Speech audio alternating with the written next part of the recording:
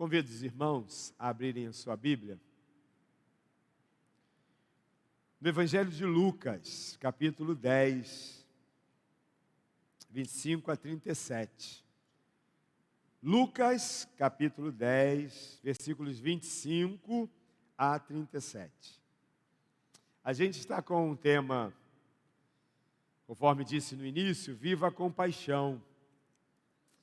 E Deus tem me direcionado a pensarmos e reforçarmos a missão que a igreja tem. O que nós temos como tema, o que nós temos como missão, visão da igreja. E talvez você está chegando hoje para cá, para a nossa família, né?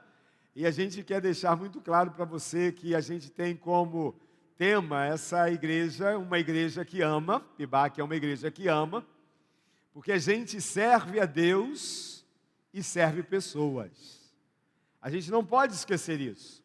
Se alguém perguntar para você, né, para que a PIBAC existe no centro de Arraial do Cabo?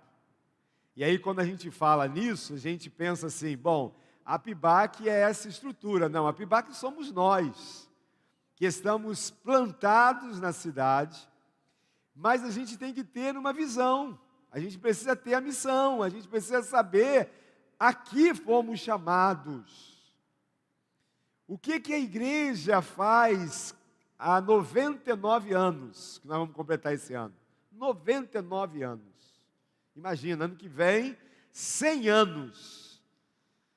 Esse é o nosso tempo. Aqueles irmãos que passaram há muitos anos atrás, que hoje já estão com o Senhor Jesus, eles não vão fazer mais nada aqui. Cabe a mim e cabe a você entendermos para que servimos. Porque se você, meu irmão, não sabe para que serve, você não serve. Então, se você não serve, você não serve. É ou não é? Nós fomos chamados para servir.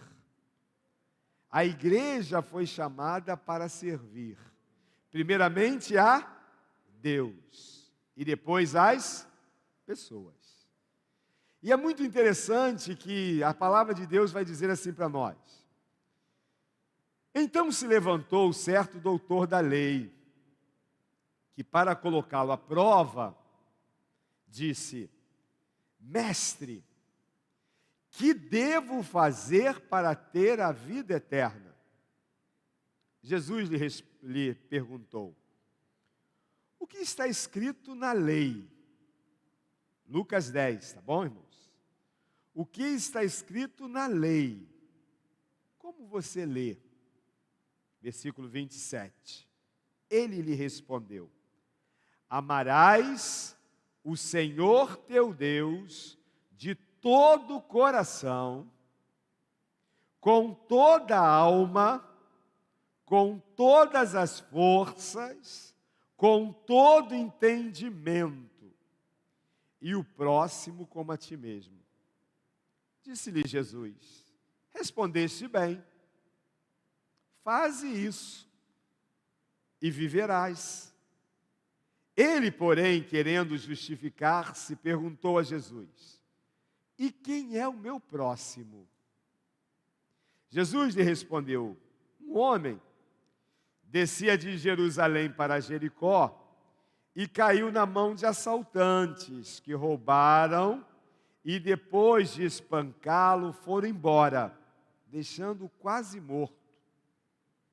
Por acaso, um sacerdote descia pelo mesmo caminho e vendo-o passou longe. De igual modo, também um levita chegou àquele lugar e quando o viu, passou longe.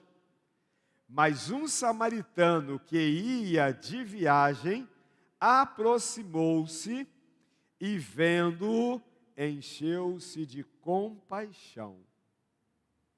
E chegou perto dele, enfaixou as suas feridas, aplicando-lhes azeite e vinho, e pondo sobre a sua própria montaria, levou-o para uma hospedaria e cuidou dele. No dia seguinte, pegou 2 denários, entregou-os ao hospedeiro e disse: cuida dele. Quando voltar, te pagarei tudo o que gastares a mais. Qual desses 3 te parece ter sido o próximo do que caiu na mão dos assaltantes? O doutor da lei respondeu: aquele que teve misericórdia dele. Então Jesus lhe disse: vai e faze o mesmo. Vai e faz a mesma coisa. Todas as vezes que a gente para e lê essa parábola do bom samaritano, a gente tem uma lição nova. Isso, a palavra de Deus é assim, é viva, é eficaz.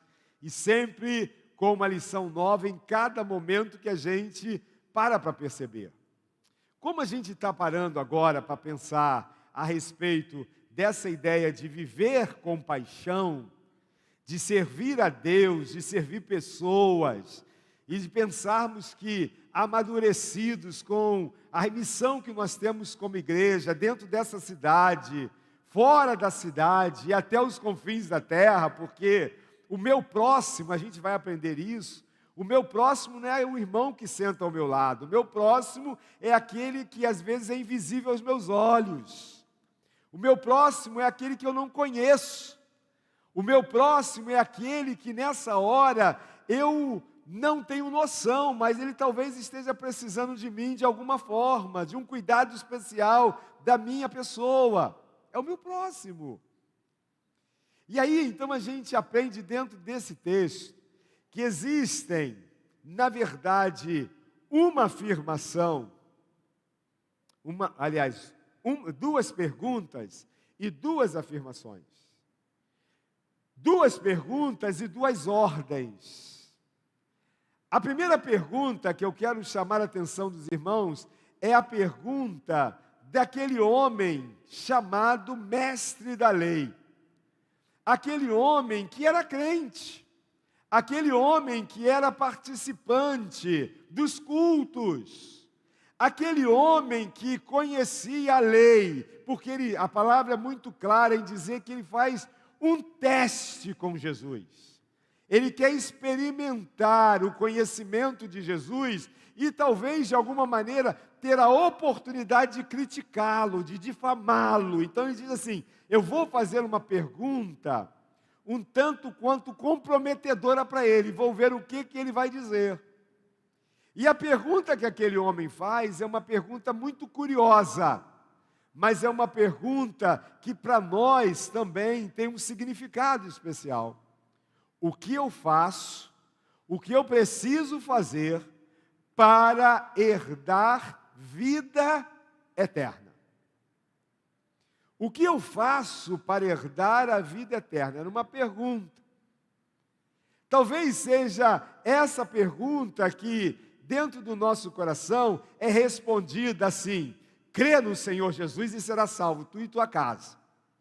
Porque então a gente, respondendo isso, a gente diz o seguinte: olha, todo o fundamento está no nome de Jesus. Se eu creio no nome de Jesus, eu tenho então a resposta para ter a vida eterna. É verdade.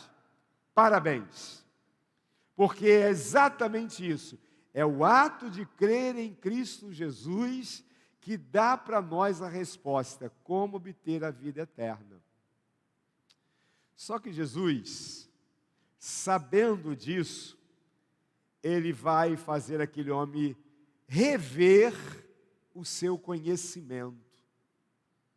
Jesus não dá resposta pronta para ele. Como ter a vida eterna? Ó, esse caminho. Não. Jesus fala assim: o que você sabe sobre a lei?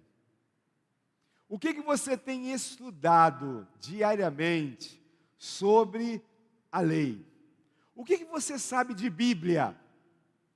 O conhecimento que você tem acerca das coisas que até então você aprendeu. O que você sabe? Aí ele então vai dizer assim: o que eu sei é que eu devo amar a Deus de todo o coração, com toda a minha alma, com toda a minha força, com todo o meu entendimento. Esse é o primeiro passo. E o próximo, como a mim mesmo. Isso que eu aprendi.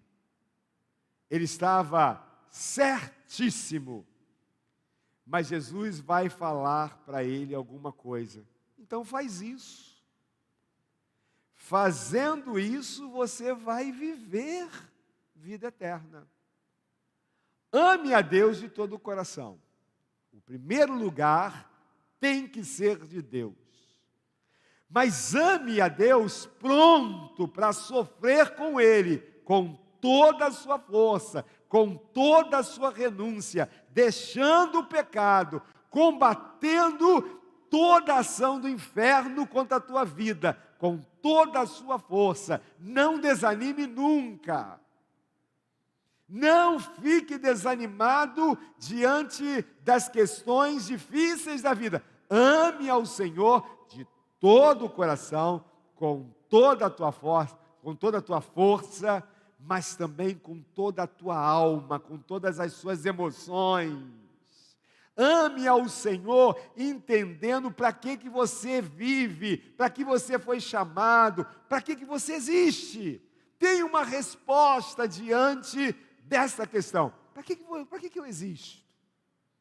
Eu existo para amar a Deus. Eu existo para viver para Deus, com todo o meu entendimento. Então, nada me rouba as minhas convicções. Mas também existe amar o próximo como a mim mesmo. Então, faz isso e você viverá. O que Jesus queria mostrar para aquele homem? E o que Jesus quer mostrar para a igreja? O que Jesus quer mostrar para você? Todos nós temos essa pergunta: como fazer para ter vida eterna?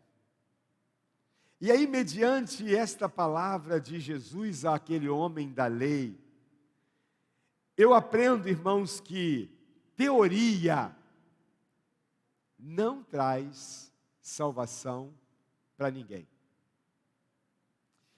Saber que a lei me diz que eu tenho que amar a Deus sobre todas as coisas é teoria. A prática é entender que amar a Deus me leva a ações. Entendimento com toda a força, com toda a alma. Salvação eu tenho através do amar a Deus, mas se isso for apenas uma teoria e não uma prática, não resultará em salvação. Por que é importante a gente dizer isso? Porque, irmãos, nós temos muitos cristãos numa era desta que são teóricos, que são religiosos, que vêm aos cultos, mas que não têm ação, que não estão comprometidos, que não têm coração, que não têm alma, que não reagem, que vivem endurecidos, que olham o sofrimento, mas não reagem. Como que a gente pode entender teoria resultando sempre uma insegurança? Porque a gente encontra muita gente que tem dúvida da salvação. A gente encontra cristãos de muitos anos de vida em igreja, mas não de vida cristã. Porque o cristianismo me leva a ser imitador de Cristo. Vida cristã vem de cristianismo, e cristianismo precisa ser prática, vida no evangelho na própria vida. A gente aprende que a vida aqui não é feita das respostas que nós buscamos. Ele queria saber sobre vida eterna. mas Jesus faz uma pergunta para ele: olha, a vida eterna resulta de uma coisa. O que você já sabe sobre aquilo que você tem aprendido? Aí ele vai e responde. Aí Jesus vai dizer para ele assim: então, faça isso que você tem aprendido, e você vai viver. O que Jesus quer dizer para nós, irmãos? Jesus quer dizer para nós que aquele homem, ele é surpreendido com a afirmação que Jesus faz em dizer para ele assim, ó, vida eterna está conectada com a vida terrena. Se eu perguntar para os irmãos, você já tem Cristo como Senhor e Salvador? Os irmãos levantam a mão e vão dizer, eu tenho Cristo como Salvador. É uma questão. Agora, tendo você Cristo como Salvador, o que isto resulta na sua vida terrena? Porque nós já estamos na eternidade, irmãos. Preste atenção. Você já está na eternidade. Você não precisa morrer para viver a eternidade. Você já está vivendo a eternidade, desde que nasceu. Todos os homens já estão vivendo a eternidade. Por quê? Porque aquele que nasce gerado em pecado. E a gente sabe que o salário do pecado é a morte. Ele precisa ter um momento da vida que é marcado com a conversão, para que ele esteja livre da morte eterna e passe a viver a vida eterna. Porém, alguns vão viver essa vida inteira ouvindo sobre Cristo e não vão se converter. Elas já estão condenadas. Elas já estão na eternidade. Agora, se eu tenho Cristo como Salvador, a minha vida terrena está conectada à vida eterna do céu. A vida do céu está ligada à minha vida na terra. É pelos frutos que Jesus disse que nós seríamos conhecidos. A palavra de Deus diz, assim perseverem vocês produzindo frutos, a fim de que o Pai seja glorificado por meio da vida de vocês. Frutos. Aí, a gente para e entende que servir a Deus é servir o reino. A gente aprende que servir a Deus é viver para amar. Pibaque, uma igreja que ama. Ama quem? Ama por quê? Pibaque, uma igreja que ama. Ama de que forma? Ama porque a gente diz sobre amor? Ou a gente ama porque está comprometido com as verdades eternas? Ama de que forma? Ama para quê? Ama para ser visto? Ou ama para que Cristo seja glorificado? Ama porque está comprometido com Cristo e isso me leva a ações de amor? Ou ama simplesmente com a boca e não com o coração? A gente para e pensa que servir a Deus é servir ao seu reino, é viver para amar e é servir a Deus na terra. As pessoas precisam ver Cristo em nós. Paulo vai dizer assim, vós sois a carta viva de Cristo. Vós sois a carta viva de Cristo. Preste atenção nisso, irmãos. Onde é que as pessoas vão ler sobre Cristo? Segundo o que o apóstolo Paulo deixa registrado. É na Bíblia, a revelação de Deus. Mas o povo as pessoas, o mundo, diz a palavra do Senhor, está aguardando com expectativa a manifestação dos filhos de Deus. Amém ou não? Amém. Aí a gente para e pensa assim, por que isso? Quer ver? Se você está com a sua Bíblia, ou se você tem como acessar aí no seu celular, acesse nessa hora, abra a sua Bíblia em 1 João, já quase chegando lá em Apocalipse, não é o Evangelho, é a primeira epístola, primeira carta. 1 João, capítulo 4, veja a responsabilidade da igreja, veja a minha responsabilidade, veja o quanto vida eterna precisa ser produtiva na nossa história. 1 João, capítulo 4, versículo 20 e 21. Veja que detalhe importante. 1 João, capítulo 4, versículo 20 e 21. Se alguém diz, eu amo a Deus, e odeia seu irmão, é mentiroso. Pois quem não ama seu irmão a quem viu, não pode amar a Deus a quem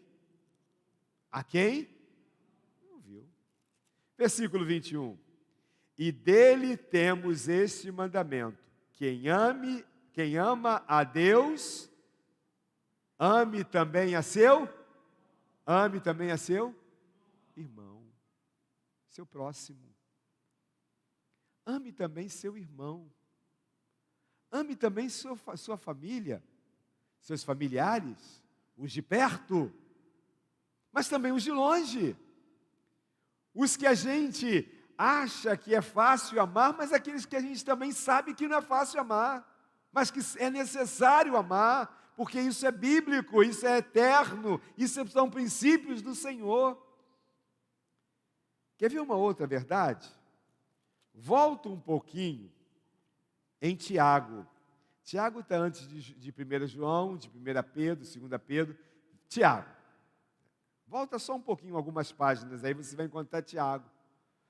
Olha o que a Bíblia fala sobre capítulo 2 de Tiago, versículos 14 a 17. Olha sobre fé. A gente fala muito sobre fé, eu tenho fé, eu sou cheio de fé. Tem gente que bate no peito assim, pastor, eu tenho muita fé. E aí a Bíblia vai nos chamar a atenção de um detalhe importante. A sua fé tem que ser completa. Não pode ser incompleta. Sua fé tem que ter ação. Sua fé tem que ter obras. Versículo 14 vai dizer assim: meus irmãos, que vantagem há?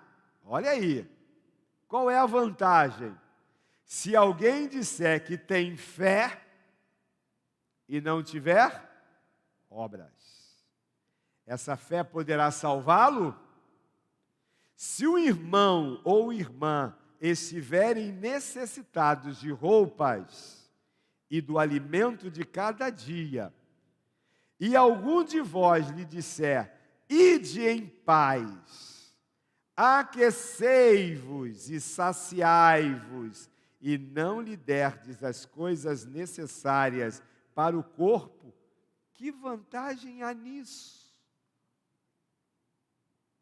Assim também a fé por si mesma é morta, se não tiver obras. Meus amados irmãos, prestem atenção nesse detalhe. Preste atenção e perceba que servir a Deus é servir o reino. A fé precisa ser acompanhada de obras. A salvação não vem pelas obras, mas as obras são resultados do salvo. Eu fui salvo para as boas obras. E por meio da ação da igreja, Cristo é conhecido, é glorificado. O amor que a gente fala precisa ser visto, precisa ser exercido, precisa ser algo tão especial que as pessoas fiquem assim, impressionadas. O que está acontecendo? O que está acontecendo? Que amor é esse que impulsiona esse povo a vivenciar de tal maneira a ponto da gente ser visto? Meus amados, qualquer atividade, preste atenção nisso, qualquer atividade que não transforma o nosso coração para amar e servir as pessoas, não é servir a Deus, não é servir o reino. Qualquer atividade que é feita, mas que a gente não esteja preocupado em servir, em abençoar, em estender a ação do Evangelho, é qualquer outra coisa, menos servir a Deus e servir o reino. Se eu sirvo a Deus, eu sirvo pessoas. Se eu amo a Deus, eu amo vidas. Se eu amo a Deus, eu com toda a força e com todo entendimento, eu me preocupo nesta hora com os meus irmãos que estão recomeçando pós a enchente. Eu preciso me preocupar com aqueles que estão em lugares muito longe que eu não faço ideia e que precisam conhecer a graça que eu conheço. Quando vi aquela notícia ontem terrível, bom, pelo menos eu vi ontem, daquele, não sei se é angolano ou africano, que foi morto a pauladas na Barra da Tijuca. Hoje, quando novamente revi aquela cena terrível, eu perguntei a Deus assim: Senhor, onde é que está o amor? Porque como que as pessoas matam a paulada, irmãos? Deve fazer muito barulho. Deve ser cruel demais matar uma pessoa a pauladas. Aquele grito do irmão, dizendo, né? Aquele grito daquele irmão dizendo assim: nós viemos fugindo do nosso país, porque o Brasil tem amor, porque o Brasil é família, mas mataram o meu irmão. Aquilo foi emocionante, irmãos. Aquilo foi triste. Onde está o amor?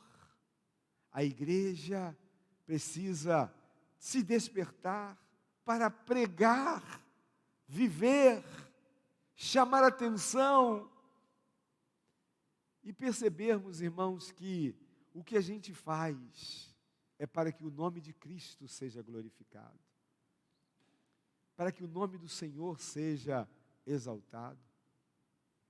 É interessante que há um missionário que viveu há muito tempo, Eurico Nelson. Ele foi um dos desbravadores do Amazonas. Ele tem o título até mesmo de missionário dos pés sangrentos, porque ele andava a pé, os pés dele eram esfolados, porque ele não se cansava de cuidar de pessoas. Em meio à malária, que naquele tempo assolava muito mais do que hoje, lá estava aquele missionário falando, pregando, fazendo curativos, levando remédios. Ele passou. Ele teve que vir embora. Depois de alguns anos, alguns missionários chegaram lá, pela Junta de Missões Nacionais, para apresentar Jesus como Salvador, para a surpresa dos missionários. Alguém chegou para os missionários e disseram: Jesus já esteve por aqui. Esse homem que você está falando já esteve por aqui. Jesus? Sim, ele já esteve por aqui. Foram descobrir que quando eles apresentaram o amor de Jesus, aquelas pessoas confundiam a pessoa do missionário dos pés sangrentos, diante a sua entrega pela vida de pessoas. Meus irmãos, como é emocionante para nós percebermos o poder, o impacto que o Evangelho produz na vida das pessoas.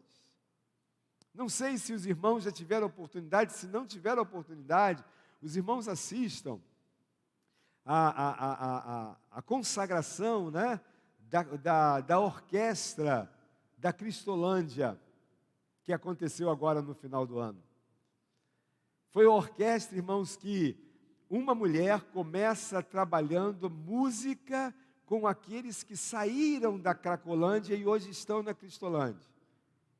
E ela começou o projeto. E agora tiveram a oportunidade de, no Rio, terem a oportunidade de estarem consagrando a orquestra. Então foi um momento especial, um momento no teatro. E aí, meus irmãos, uma coisa linda, maravilhosa. Fernando Brandão, que é o pastor, né? Secretário executivo de missões, diz: eu quero somente agradecer a Deus pelo que Deus tem feito. Aí ali estavam todos os músicos, e ele pede para que um rapaz que tocou o violino o tempo todo se levantasse. Aí pergunta para aquele rapaz: qual é o seu testemunho? Quem é você? E ele se apresenta, ele diz o nome, e ele diz para o pastor assim: pastor Fernando, obrigado por esta oportunidade que o senhor está me dando, porque hoje eu sou um músico, eu aprendi violino, estou tocando aqui na orquestra, mas hoje eu estou tendo um privilégio que nenhum de vocês sabem, mas eu estou tendo. E todo mundo ficou olhando para ele. Ele disse: olha, por 10 anos,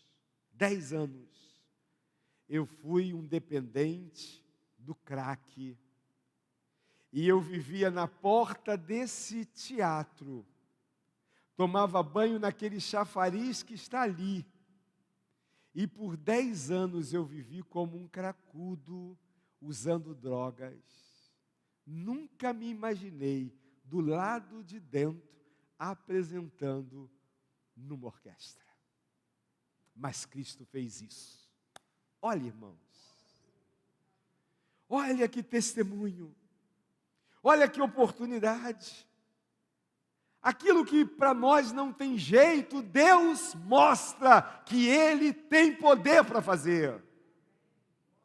Por isso, amados, preste atenção, qualquer atitude da igreja que não for para servir, não serve. Se o coral canta aqui bonito, mas os irmãos, ao apresentarem as suas lindas músicas, não estejam comprometidos em cantarem para adorar ao Senhor, mas com a proposta de servir o reino, não serve. É música, não é louvor. Se nós, como servos de Deus, viermos para esse lugar, e se o nosso culto ao Senhor não nos despertar o interesse por quem está lá fora, não serve. O homem da lei sabia a lei. O homem da lei queria saber como ter vida eterna. Jesus disse: faça isso que você aprendeu e tenha vida eterna. Consegue compreender? Amém ou não? A fé que temos para a salvação nos impulsiona a uma ação. A fé que nos levou à salvação nos tem que sacudir para entender, gente, eu já estou sabendo. Não é tempo mais de ficar só sentado. Eu preciso servir. Porque se eu não servir, eu não sirvo. Eu preciso servir. Se algum irmão, diz o texto que você leu aqui em Tiago, disser para você: tenho fome, você disser: vou orar por você, a paz do Senhor, querido irmão. Que vantagem é nisso? Disse Jesus, disse Tiago. Que vantagem é nisso? Você sabendo fazer e não fazer? Você podendo ajudar e não ajudar? Que vantagem tem nisso? Toda a conexão entre eternidade, toda a conexão que passa pela eternidade, está comprometida com a generosidade. Tudo aquilo que eu penso sobre eternidade me leva a pensar no quanto eu preciso ser generoso, o quanto eu preciso ser solidário, o quanto eu preciso ser misericordioso. Meus irmãos, é importante você perceber isso. Misericórdia. Misericórdia.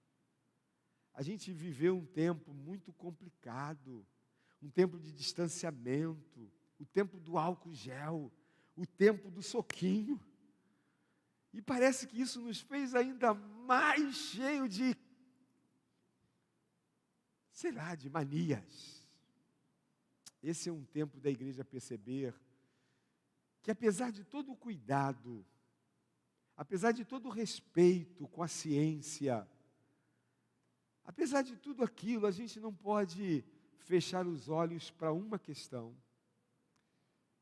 Pessoas precisam da manifestação da igreja sendo generosa. Já falei para vocês e continuo falando.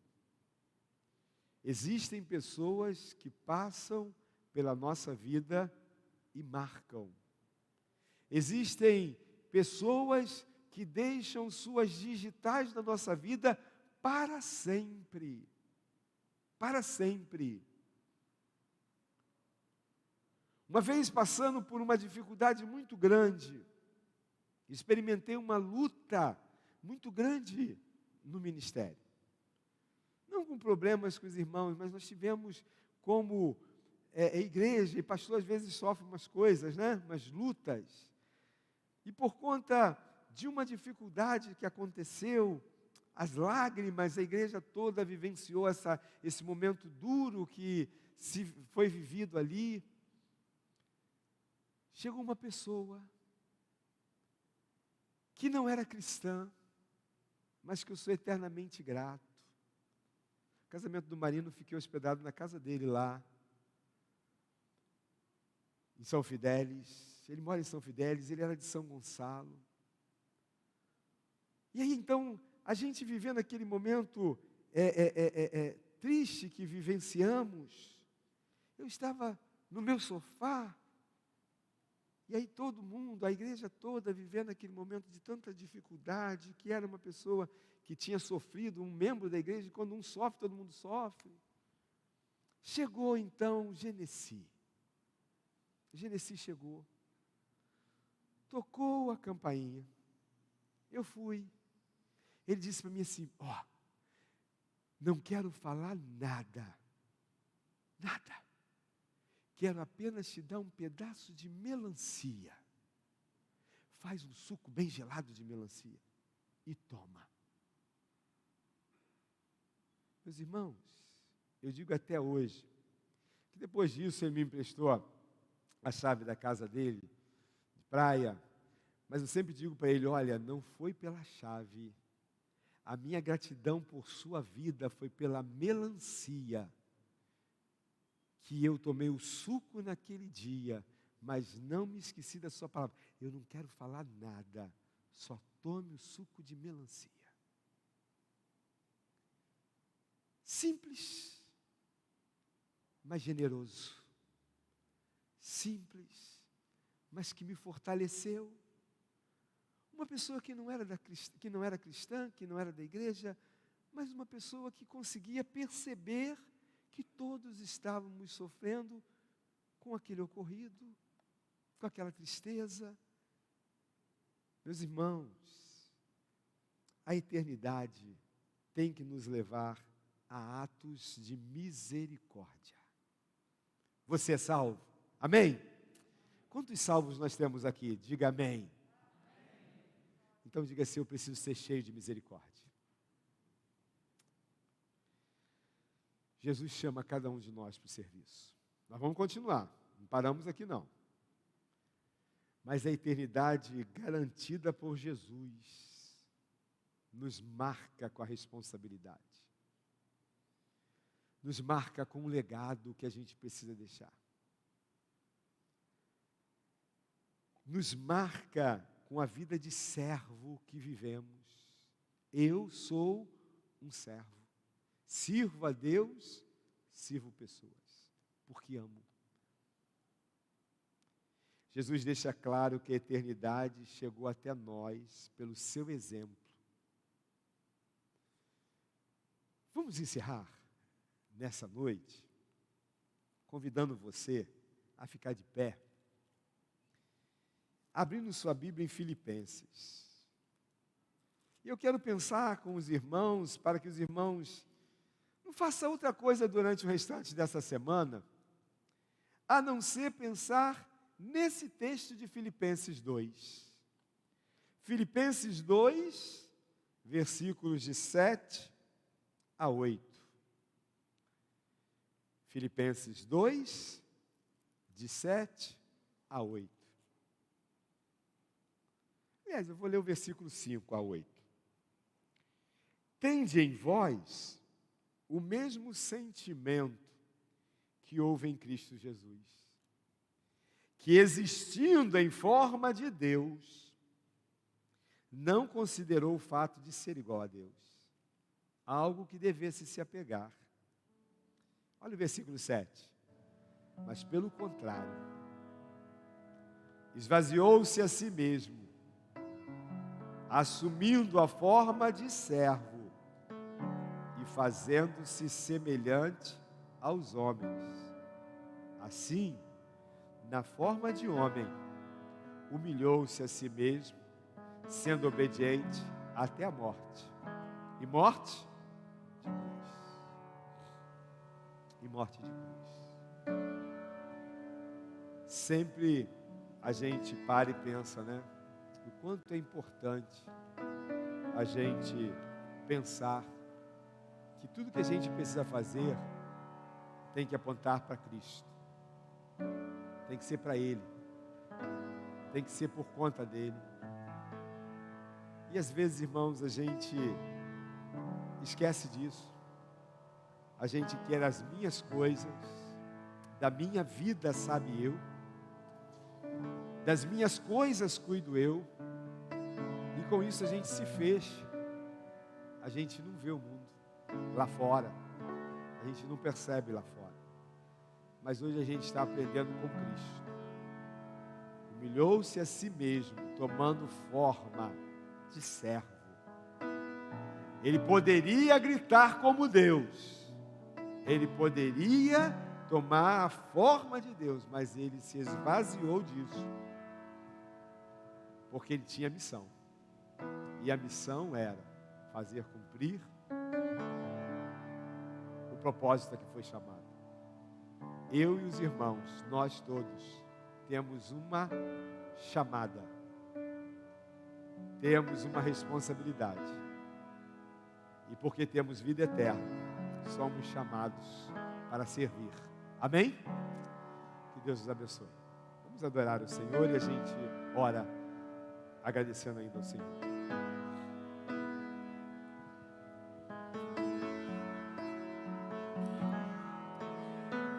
Nós fomos chamados a amar. E é sobre esse chamado que nós vamos cantar agora.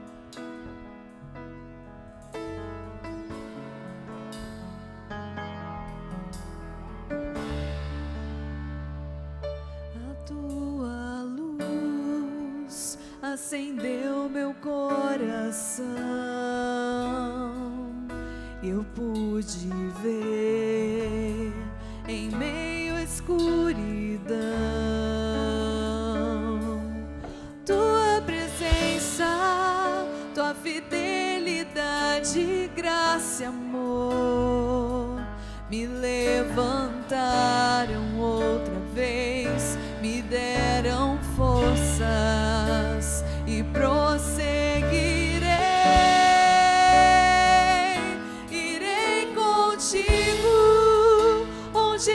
quer que fores, meu Senhor, o teu chamado cumprirei na alegria ou na dor. E toda vez que eu chorar ou quiser desanimar, o teu Espírito me consolará. Se é na fraqueza do meu ser que manifestas teu poder, eis-me aqui, dependo de ti, preciso de ti.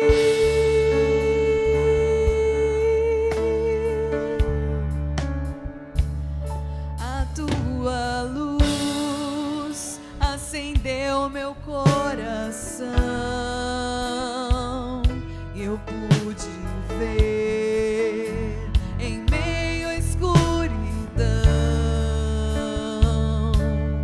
tua presença, tua fidelidade, graça e amor me levantaram outra vez, me deram forças e prosseguirei. Irei contigo onde quer que fores, meu Senhor, o teu chamado cumprirei na alegria ou na dor. E toda vez que eu chorar ou quiser desanimar, o teu Espírito me consolará.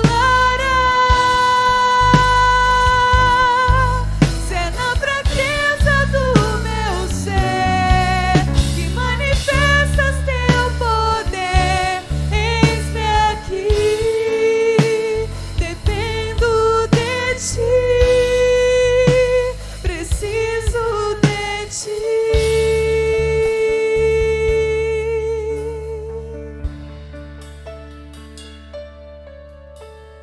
Toda glória, toda vitória, eu sei, pertence a ti.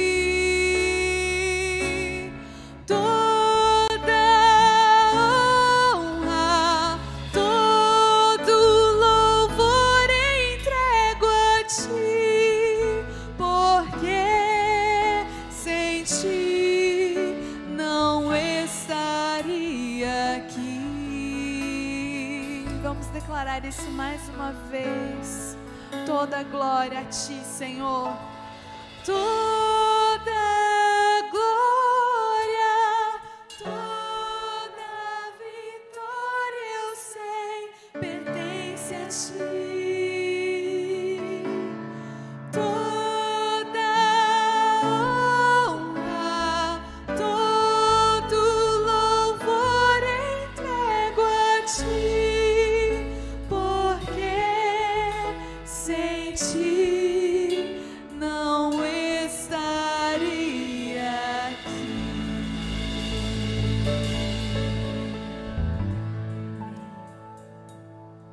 Pai, em nome de Jesus, toda honra, toda glória, toda vitória pertencem a Ti, porque sem o Senhor nós não conseguiríamos e nem conseguiremos nada. Planos serão frustrados, nossa vida não terá sentido, porque tudo que somos e temos vem do Senhor, vieram do Senhor. Por isso, Deus, nós te agradecemos. E quando, ó Deus, o Senhor nos ensina tanto nesta hora, nesta palavra, através do bom samaritano, através desse homem da lei, nós entendemos que o Senhor tem nos chamado para fora, o Senhor tem nos chamado para vivermos as experiências contigo, mas que seja uma oportunidade de servir e servir todo o tempo. Obrigado, Deus. Obrigado porque vida eterna nos responsabiliza ao serviço. Salvação nos leva à ação de fazermos conhecido o nome do Salvador. Obrigado, Pai, porque o Senhor é o nosso Deus. Não conhecemos rocha que não seja aquele nome que está acima de todo nome, que é o nome de Jesus. Por isso, Deus, que a graça salvadora do Senhor Jesus Cristo, o amor de Deus, o nosso Pai, e as consolações do Espírito Santo de Deus estejam conosco, desde agora e para todo sempre. Amém.